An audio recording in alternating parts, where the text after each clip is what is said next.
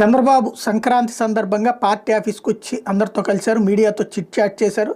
పొరుగు రాష్ట్రాల నుంచి సొంత గ్రామాలకు వెళ్లే ప్రయాణికులకి రాష్ట్ర పరిధిలో అదనపు రవాణా సౌకర్యాల మీద చర్చిస్తున్నామని ప్రకటించారు. రోడ్ల మరమ్మతుల విషయంలో చాలా వరకు మార్పు తేగలిగాం.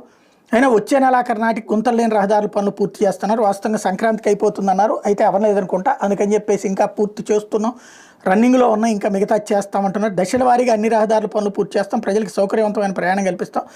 రాష్ట్రంలో పెట్టుబడులు రాక ఉత్సాహాన్ని ఇస్తుంది. గ్రీన్ ఎనర్జీలో 1.85 లక్షల కోట్ల పెట్టుబడులు గొప్ప ముందడుగు. ఒక్క క్లీన్ ఎనర్జీలోనే 10 లక్షల కోట్ల పెట్టుబడులు వస్తాయి. రాష్ట్రం పెట్టుబడుల బెడ్డ మీద రాష్ట్రాన్ని మార్కెట్ చేసేందుకు దావోస్ పర్యటన ఉపయోగపడుతుంది. ప్రపంచ స్థాయి సంస్థలతో నెట్వర్క్ జరపడం ద్వారా మన దగ్గర ఉన్న అవకాశాలను అందరికీ తెలిసేలా చేయొచ్చు. తద్వారా పెట్టుబడులకు అవకాశం ఉంటుంది. గ్రీన్ ఎనర్జీ, బయోఫ్యూయల్స్ రంగంలో ఉన్న అన్ని అవకాశాలు సద్వినియోగం చేసుకుంటున్నాం. రానున్న రోజుల్లో రాష్ట్రంలో 5,000 ఎలక్ట్రిక్ వాహనాలు ఛార్జింగ్ స్టేషన్లు ఏర్పాటు చేస్తాం. రిలయన్స్ సంస్థ ఏర్పాటు చేస్తున్న బయో కంప్రెస్డ్ గ్యాస్ ద్వారా రైతులకు ఎకరానికి 30,000 కౌలు